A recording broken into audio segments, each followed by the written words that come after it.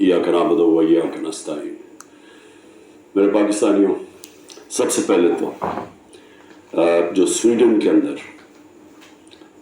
कुरान की बेहुरमती की गई आज़ादी राय के नाम के ऊपर मैं चाहता हूँ कि एक जिंदा कौम जो कि अपने दीन से प्यार करती है और जो अल्लाह की किताब वो हमारे दिलों में उसकी इज़्ज़त है और अल्लाह के जो हमारे पैगंबर हैं नबी सल्लल्लाहु अलैहि वसल्लम उनकी इज़्ज़त है, तो जब इस तरह की चीज़ होती है तो हम एक जिंदा कौम की तरह एक पुरअमन तरीके से ज़रूर बताएं, पैगाम पहुँचाएं कि हमें इसकी तकलीफ हुई है।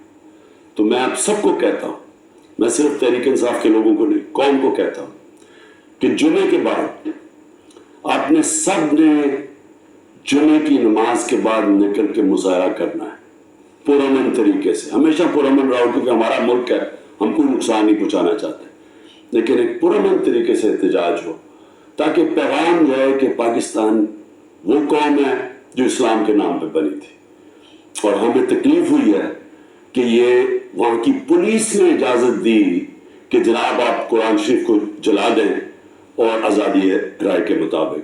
आपको पता होना चाहिए कि पाकिस्तान की वजह से आज 15 मार्च दुनिया के अंदर एंटी इस्लामोफोबिक दिन बनाया जाता है, यानी जो इस्लाम के खिलाफ जो हरकतें होती हैं, मसलन नबी सल्लल्लाहु अलैहि वसल्लम की शान में गुस्ताखी होती है और ये जान के जिस तरह ये कुरान शरीफ को जलाया गया, इसको ये इस्लामोफोबिया के अंदर आता है। तो हमारी वजह से यूनाइटेड नेशंस में 15 मार्च को एंटी इस्लामोफोबिया दिन बनाया जाता है।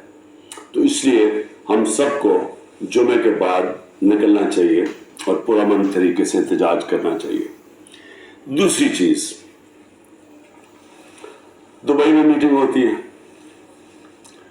पाकिस्तान के बड़े बड़े मनी लॉन्डर का मतलब जो इस मुल्क से पैसा चुरा के बाहर ले जाते हैं। जो सबसे बड़ा मसला पाकिस्तान का क्या है कि हमारा रुपया गिरता जाता है डॉलर के मुकाबले में। तो जब आप डॉलर यहां से खरीद के बाहर भेजते रहे, चोरी करके बाहर भेजते रहे, तो वो डॉलर की कमी होनी है और जब डॉलर की कमी होगी तो रुपया गिरता जाएगा।